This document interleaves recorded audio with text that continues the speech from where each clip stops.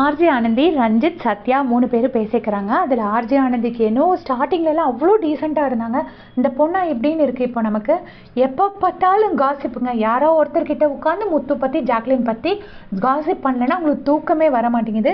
இப்போ ரஞ்சித் கிட்ட சொல்கிறாங்க, அவங்களாம் நேற்று ஃபன்னாக கேட்டுட்டு இருந்தாங்களாம். நீங்கள் திடீர்னு வீட்டை விட்டு வெளியே போகணுன்னா கூட உங்கள் கூட சேர்ந்து யாரை கூட்டிகிட்டு போவீங்கன்னு கேட்டுட்டு இருந்தாங்களாம். அப்போ உடனே முத்து வந்துட்டு சும்மா ஃபன்னாக இவங்க கேட்டுட்டு இருந்தாங்களாம். முத்து நான் வெளியே போகிறேன்னா அப்படின்னு சொல்லி ஸ்டார்ட் பண்ணாராம். அவர் பேச்சே அப்படி ஏதாவது ஒரு இடத்துல முத்து அவசரப்பட்டு படப்படான்னு பேசி நீங்கள் பார்த்துருக்கீங்களா? எவ்வளோ இடத்துலையும் நிதானத்தை கடைப்பிடிச்சி பொறுமையாக தான் பேசுவார். அது அவரோட பேச்சு.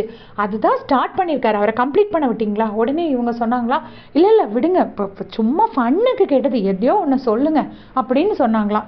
அவர் உங்களை மாதிரி யாரோ ஒருத்தர் மைண்டில் 24 மணி நேரம் வச்சுக்கிட்டே சுற்றலை. அவருக்கு யோசிக்கிறதுக்கு ஒரு நிமிஷம் டைம் வேணும். உங்களுக்குலாம் வேறு வேலை இல்லை. எப்போ பார்த்தாலும் முத்துவை பற்றியே நினச்சிட்டு இருக்கீங்க. அவர் உங்கள் யாரை பற்றியும் அப்படி நினச்சிட்டு இருக்கலாம். அவர் தன்னை பற்றி மட்டும்தான் நினச்சிட்டு இருக்காரு.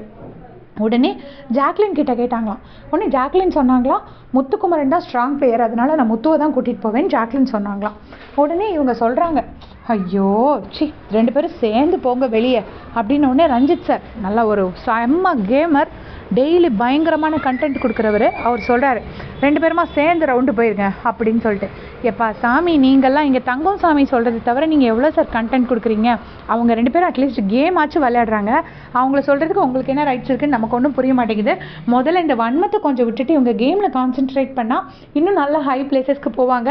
அதுலேயும் ஆனந்திக்கு நல்ல பொட்டென்ஷியல் இருக்குது, ரஞ்சித் சாருக்கு ஆக்டிங் பொட்டென்ஷியல் இருக்குது. அவங்க அதை கொஞ்சம் யூஸ் பண்ணலாம். யூஸ் பண்ணாமல் முத்து பற்றி யோசிச்சுட்டு இருக்காங்க. இதே மாதிரி பிக் பாஸ் அப்டேட் தெரிஞ்சுக்கிறதுக்கு சேனல் சப்ஸ்கிரைப் பண்ணிக்கோங்க. Thanks for